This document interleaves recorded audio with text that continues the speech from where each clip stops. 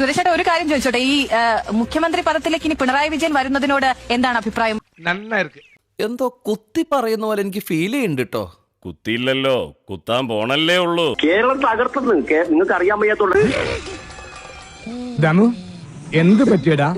കേരളം തകർന്ന് തരിപ്പണമാക്കി. അല്ല ചവിട്ടിയതാണില്ല. സാമ്പത്തികപരമായിട്ടായാലും രാജ്യത്ത് പേപ്പട്ടി കടിച്ച് മനുഷ്യ എത്രത്തിനെ കൊല്ലുന്നു. തെരുവ് നായ്ക്കളെ നിയന്ത്രിക്കാൻ കഴിയാത്ത ഒരു ഗവൺമെന്റ് എന്തിനു മുന്നോട്ട് പോകുന്നു? ചിന്തിച്ചു നോക്കും. ഇന്നലെ 84 വയസ്സുള്ള ഒരു പ്രായമായ തള്ളെ തെരുവ് നായ കടിച്ചു കൊന്നു. തെരുവ് നായ നിയന്ത്രിക്കാൻ കഴിയാത്ത ഒരു ഗവൺമെന്റ് എന്തിനു അത് മുന്നോട്ട് പോകുന്നു? അവർ ഇവരൊക്കെ എന്നെ രാജിവെച്ച് പോകണം. 100% ഞാൻ യോജിക്കുന്നു. സ്വന്തം കീശ വീർപ്പിക്കാനും പാർട്ടി വളർത്താനും അല്ല. ഒരു പ്രയോജനം ഇല്ലാതെ ഇതിന്റെയൊക്കെ പുറകെ നടക്കാൻ എനിക്ക് എന്താ വട്ട? നമുക്ക് എന്തെങ്കിലും ഞാൻ ഒക്കണ്ടേ? അണ്ണറക്കണ്ണനും തന്നലായത്. ഞാനൊരു വിരോധം പറയുമല്ല, നമ്മൾ കാണുന്ന കാര്യം പറയുക. അവൻ പറഞ്ഞ നേരെ അവർ പറയുന്നത് അടിസ്ഥാന സൗകര്യ വികസനമൊക്കെ നടത്തിയിട്ടുണ്ട് എന്നാണ്.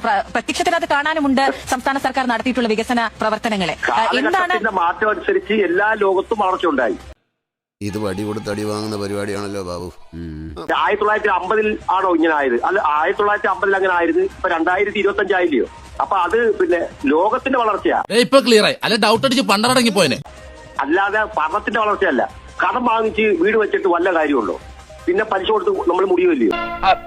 അല്ല അത് പിന്നെ ചളമായെന്നാ തോന്നുന്നു. ഞാനിപ്പോ 4 ലക്ഷം 10 ലക്ഷം രൂപ മുടക്കി എനിക്കൊരു വീട് വെക്കാൻ പറ്റുമെങ്കിൽ അത് വെക്കണം. വികസനം കൊണ്ട് മാത്രം ദാരിദ്ര്യം മാറുന്നില്ലല്ലോ. പിണറായി വിജയൻ അധികാരത്തിൽ വരുന്ന 10 വർഷത്തിന് മുമ്പ് കേരളത്തിൽ ഭൂമിയും വസ്തു ഇല്ലാത്തവര് 2,10,000 പേരെ ഉള്ളായിരുന്നു. അതിപ്പോ 3,20,000 പേരായി. ഞങ്ങളൊന്നും കാണുന്നുമില്ല, കേൾക്കുന്നുമില്ല. ഞങ്ങൾ ബധിരനും മൂകനുമാണ്. വസ്തുവും വീടും നഷ്ടപ്പെട്ടവര്. നമ്മളതാണ് ചിന്തിക്കേണ്ടത്. കിടക്കാടം ഇല്ലാതായി. കിടക്കാടം കൊടുത്താലേ പുതിയത് കിടക്കാടം ഇല്ലാതായി. അങ്ങനെ വരാൻ വഴിയില്ലല്ലോ. പക്ഷെ അങ്ങനെ വന്നല്ലോ. പക്ഷെ അതിദരിദ്രമില്ലാത്ത നാടായി കേരളം മാറിയെന്ന് സർക്കാർ പ്രഖ്യാപിച്ചതല്ലേ സുരേഷ്? ദരിദ്രം ഇല്ലാത്തത് നിങ്ങളൊന്ന് കാണിച്ചതാ. ദരിദ്രം ഇല്ലാത്തവരൊന്നും കാണിച്ചതാ. എല്ലാ വാർഡിലും ഉണ്ട്.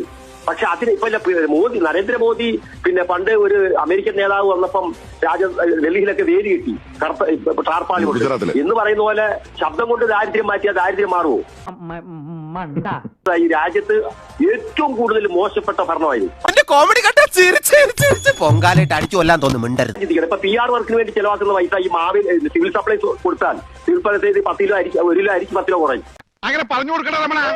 അത് ചെയ്താൽ ജനങ്ങൾക്ക് അത്രയും ഗുണമുണ്ട്. ഈ PR വർക്കിനകത്ത് എന്തുവാ? കള്ളം പറയുന്നതിന് വേണ്ടി ശമ്പളം കൊടുക്കുന്ന, ഞാനും നിങ്ങളും കൊടുക്കുന്ന ടാക്സ് എടുത്ത് ശമ്പളം കൊടുക്കുമല്ലയോ, ചെലവാക്കുമല്ലയോ കള്ളം പറയാൻ കാശ് ചെലവാക്കുന്ന ഒരു ഗവൺമെന്റ്. ഏറ്റില്ല അല്ലേ?